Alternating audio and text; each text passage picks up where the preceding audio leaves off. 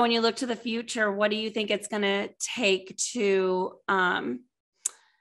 get back into like fully functioning in that new facility and get back to sort of normal? The problem is, I was thinking about that as well. And not all the people in Kyiv can afford our bread or our pastry. So we're quite a high level quality and price as well business. And I understand that after the war, and even now during the war, we cannot have so many clients that we were expecting to have when we were planning our investments for some time. And maybe it means that we should shift somehow, maybe to have some other clients with lower incomes. And this is also important in terms of supporting community. But I don't know how to do this without any support and financial support. And I was even thinking about maybe we should organize some. I don't remember the name of the company, but I remember the bakery in somewhere in UK. Like they have a bakery, very profitable bakery in UK that take their profits and give to some bakery in Africa to keep operating, because they don't have an income. They cannot have an income there. So I was even thinking about some other business that can fund this business to have more affordable prices and maybe more affordable assortment, because at the moment the ingredients that we use, like for example, we use organic butter, organic eggs, very good flour. We sourdough is a long technology and it means a lot of energy, and everything is very costs a lot. And I am not sure that with this concept we will be accepted after the war with a lot of clients. And this is a challenge that we should think about, and not only about saving. And actually, this can be called how to save the company, because we can now we are operating. Yeah, we are lucky. We're happy that we're still operating. We can afford the salaries, but after that, I don't know. Some equipment will break, or we will need to reinvest somewhere. And if we will not have cash, it can mean that we, I don't know, should maybe some reconsider the business, or I don't know. So I don't want to talk about bad scenarios at all, but definitely we will need some support. Because during the war, you are thinking day to day, moment to moment, what help do we need? Like, how are we just going to keep this going? But when in post-war, it doesn't, it's not, the war's this is over, a different let's story. all get back to business. There's a long road ahead after the war is over. So I think it is important to discuss what are those needs, and how can the North American commercial baking community help once the war is over? What do those needs look like to keep this bakery alive?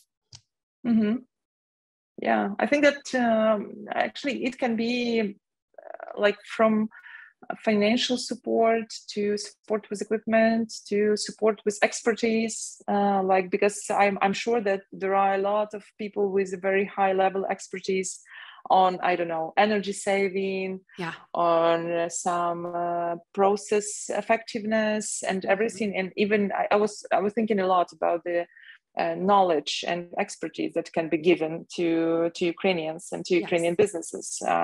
Some internships or some visits of professionals to Ukraine, just to give their knowledge and expertise, and maybe to, I don't know, to help somehow establish the new practices and so on. I think all of these things, or maybe classes that, I don't know, some famous baker can do for free, and we can ask money for that to fund the business or to fund some initiative of the business, because it should be it will be even bigger challenge, I'm sure. Absolutely. But when you think about the future, Anna, I know this bakery was your dream. So when you look to the future, what is your dream for the future of the bakery and your dream for Ukraine and its recovery? It's a lot of people when it's so interesting. All the people are different, in different ways. And some people who who saw in Instagram or somewhere that I'm abroad. So some of them, like John, they say, let me help you to continue your business in Ukraine. But I also had a lot of requests of, let me invest in your new business in Portugal or in Spain, and this was like first days of war. And I say, I don't want any business abroad. And then I had some offers, let's relocate Bakehouse. And at the moment, I cannot imagine Bakehouse relocated. So I dream, if to talk about my dream, I want my business to strive and to be very successful in Ukraine, where it is, in the Kyiv, in both locations. And I want there, and actually this is my dream that did not come true yet, but I hope it will come true, that I was visiting always a lot of bakeries in different countries, in US, in Scandinavia, in everywhere around Europe. Everywhere I travel, I go to the bakery. And and my dream is that all these bakers from different famous bakeries from the world will visit Bakehouse, because this is a unique place with unique bread and with unique concept. And I want all of them to visit Bakehouse, as I visited, 13, Makrina Bakery, as I hope to visit Proof Bread sometime. I didn't see it yet. I hope all these bakers to see them in Bakehouse in Kyiv. I also have a dream about making, so when we built the facility, we did it in a way that the classes can be made there. So it's very open. It has very big bread tables, so the public can come in, and it can be recorded in a very good way. So it's made in this way. So I dream about very professional bakers to come and to make their classes there. This is for sure. And I was planning to very soon to write and to pitch some bakers to do this, because we have a very eager bakers who wants this knowledge.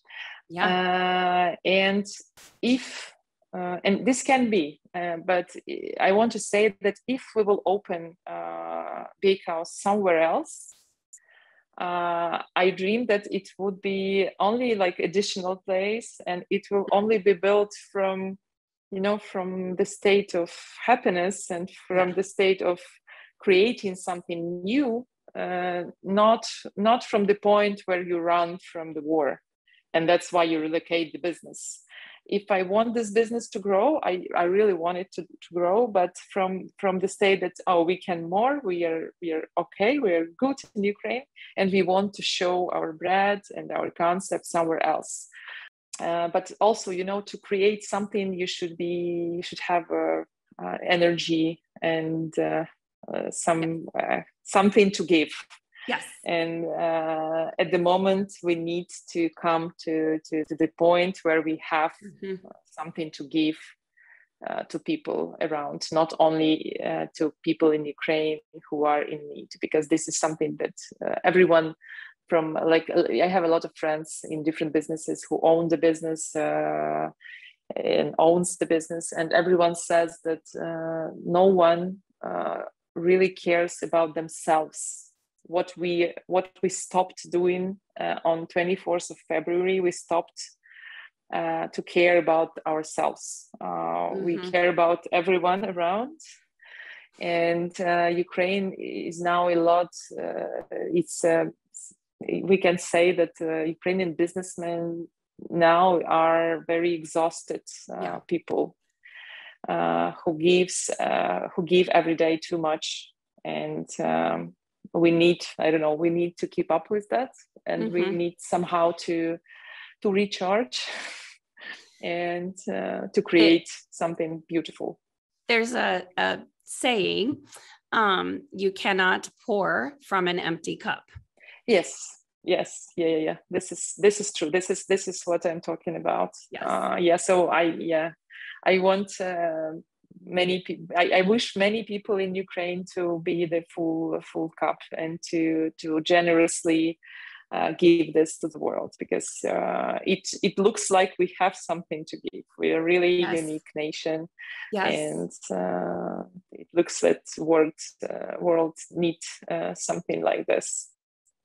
Well, let me tell you, Anna, our industry is here for you, and these dreams that you have, we have those dreams for you as well. And I am just, again, so proud and honored to be able to share your story. And I'm thankful for the time that you've taken to talk with me and tell me about Bakehouse and everything that you're doing to keep making bread in Ukraine. Thank you, and it's an honor to know you. And thank you again for your time and sharing your story. My apologies for my English. I forgot all the words, I think, but I will do better next time. Your English this is not last conversation, and I will do better next time. Your English was impeccable. It was perfect. Thank you.